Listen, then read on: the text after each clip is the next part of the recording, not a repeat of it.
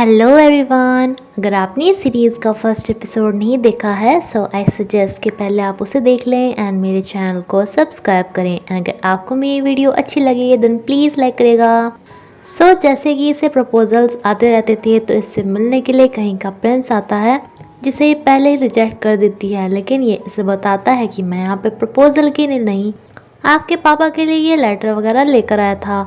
लेकिन ये बाकी राजकुमारों से बिल्कुल अलग था।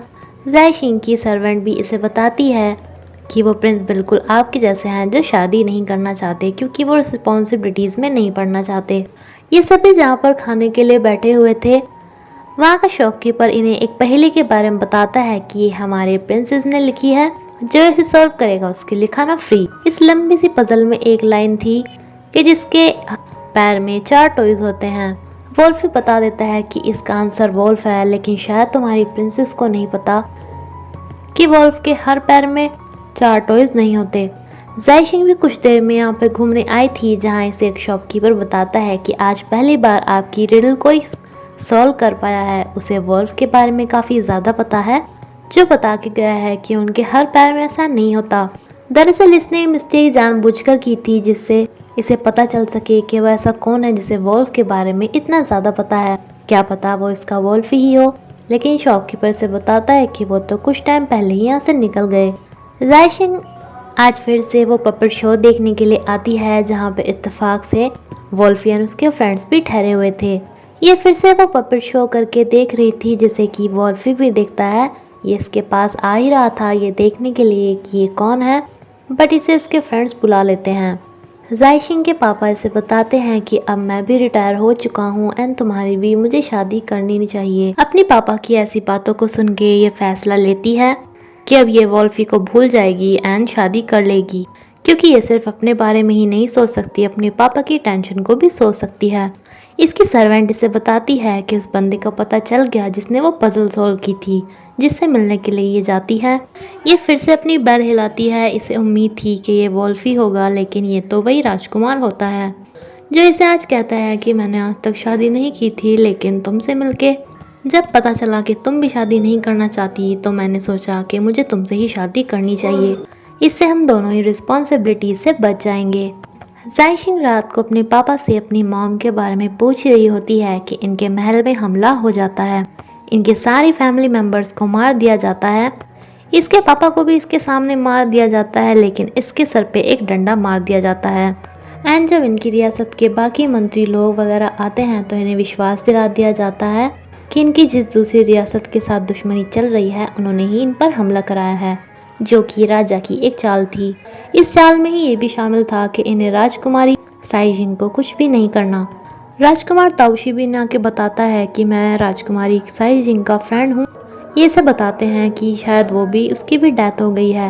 ये देखता है कि किसी भी लाश के पास वो बेल नहीं थी, जिसपे बता देता है कि इनमें से कोई भी जैशिंग नहीं है, वो मरी नहीं है, मैं उसे ढूंढने जा रहा हूँ।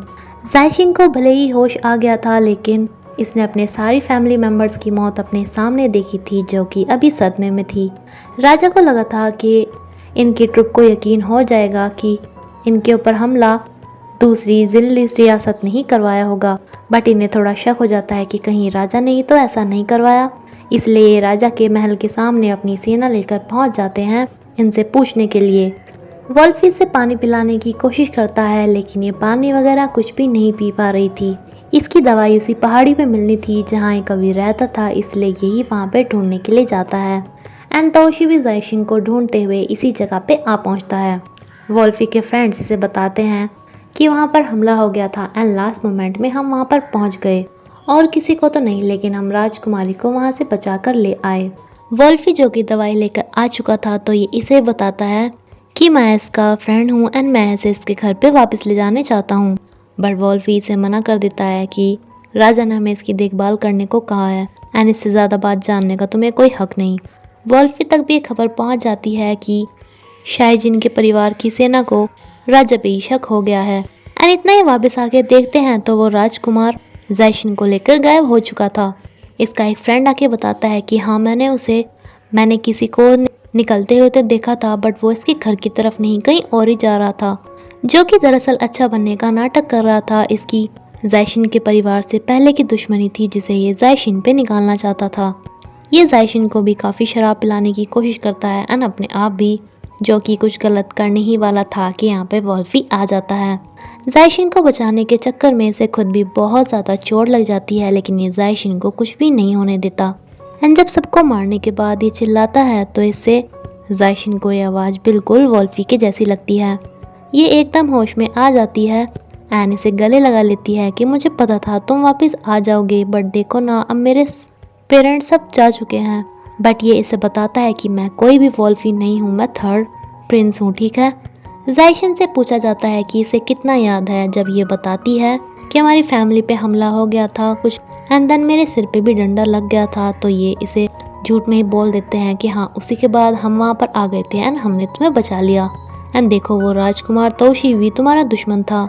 इन्हें वोल्फी को दवाई लगानी थी, इसलिए ये इसे दूसरे रूम में भेज देते हैं, बट इसे जानना था कि इसका दोस्त वोल्फी है क्या, जिसकी बॉडी पे एक निशान था, इसलिए चेक करने के लिए यहाँ पे टपक पड़ती है, जिसपे कहता है कि तुम यहाँ पर क्या कर रही हो, तो इसे सारी बात बता देती है। बट प्रिंस वोल्फी से कहता है कि मैं तुम्हारा कोई दोस्त वगैरह नहीं हूँ, देखो मेरे पास कोई निशान भी नहीं है, तुम्हारे परिवार के लोग राजा को गुनहगार ठहरा रहे हैं, इसलिए हमें कल जल्द से उनके पास जाना होगा। लेकिन वहाँ जाने का रास्ता बहुत ही ज़्यादा खतरनाक था, जो एक शॉर्टकट रास्ता था, इसलिए पहले ही इसे दवाई देने के बाद ने बेहोशी की दवाई दे देता है एंड इसे ऊपर अपने ऊपर लिफ्ट करके लेके चला जाता है। लड़ाई होने से पहले ही ये यहाँ पर पहुँच जाती है एंड अपनी टीम के लोगों को बताती है कि इन्होंने हमारे ऊपर हमला नहीं किया, बल्कि इन्होंने तो मेरी जान बचाई है। आर्मी चीफ की बेटी इसे कहती है कि थर्ड प्रिंस ने तुम्हारी जान बचाई, लेकिन मैंने तो सुना है कि वो बहुत ज़्यादा रूड एंड खतरनाक है। लेकिन ये इन्हें बताती है कि नहीं, मुझे तो उन्होंने कुछ भी नहीं किया, बल्कि मेरी वजह से उन्हें बहुत ज़्यादा चोट लग गई थी। ये फिर से टेस्ट करने के बाद वजह से इसके पास पहुंच जाती है, जो इसे कहता है कि तुम्हें मुझे ऐसे देखने में कुछ ज़्यादा ही अच्छा लग रहा है क्या। लेकिन ये इसे कहती है कि नहीं, मैं तो दवाई लगाने आई थी। रात को एक प्रोग्राम होता है जिसमें सभी राजा राजकुमार वगैरह बैठे हुए थे। जायशिन यहाँ पे थर्ड प्रिंस को टॉस करने आती है कि इन्होंने मेरी जान बचाई, ये नीचे गिरने ही वाली थी, पर वोल्फी से बचा लेता है। ये सारे सीन देखकर राजा कहते हैं कि क्यों ना तुम दोनों की शादी कर दी जाए। जायशिन एक बार को तो वोल्फी के बारे में सोचती है, लेकिन फिर हाँ बोल देती है। इसके परिवार वाले तो कोई था ही नहीं, लेकिन इसका टीम का आदमी जो कि शादी नहीं करवाना चाहता था, बट उसे महाराज कुछ बोलने ही नहीं देते, क्योंकि सभी को पता था कि थर्ड प्रिंस कितना ज़्यादा खतरनाक इंसान है। यहाँ ही ये बोलकर चली जाती है कि मैं एक अच्छी ड्रिंकर नहीं हूँ। राजा वोल्फी को भी इसे महल तक छोड़ने के लिए भेज देते हैं, जहाँ पर ये वोल्फी के नाम पे भी एक ड्रिंक कर रही थी कि अब मैं तुम्हें भुला के किसी और से शादी करने वाली हूँ। तभी यहाँ पे प्रिंस आ जाता है, ये नीचे गिरने वाली थी कि ये इसे बचा लेता है। इसे ये बिल्कुल वोल्फी ही लगता है। ये इसे कहता है कि वोल्फी तुम्हारे लिए बहुत इंपॉर्टेंट था क्या इसलिए तुमने उसकी नाम की पजल रखी थी। लेकिन ये शराब के नशे में इसे वोल्फी समझकर बोलने लगती है कि तुम फिर से यहाँ पर आ गए, तुम चले क्यों नहीं जाते, तुम्हें पता है तुम्हारी वजह से ही मुझे शादी में दिक्कत हो रही है, तुम मेरे लिए सिर्फ एक रोड़ा हो। प्रिंस को भी ये सब सुनकर काफ़ी गुस्सा आ जाता है, इतना ज़्यादा कि जब ये शराब के नशे में यहाँ पर पानी में गिर जाती है तो इसे उठाता भी नहीं है, ऐसे ही चला जाता है। इसे इसकी आर्मी चीफ की लड़की उठाती है, जिसे कहती है कि आज मैं काफ़ी खुश हूँ क्योंकि मैंने वोल्फी को भेज दिया, बिकॉज मैं नहीं चाहती थी कि मैं उसके सामने किसी और से शादी करूं। एंड इसी के साथ ये एपिसोड यहीं पे ख़त्म होता है friends. Thank you friends, please मुझे कमेंट करके बताना कि मुझे ये सीरीज़ आगे कंटिन्यू करनी है या नहीं।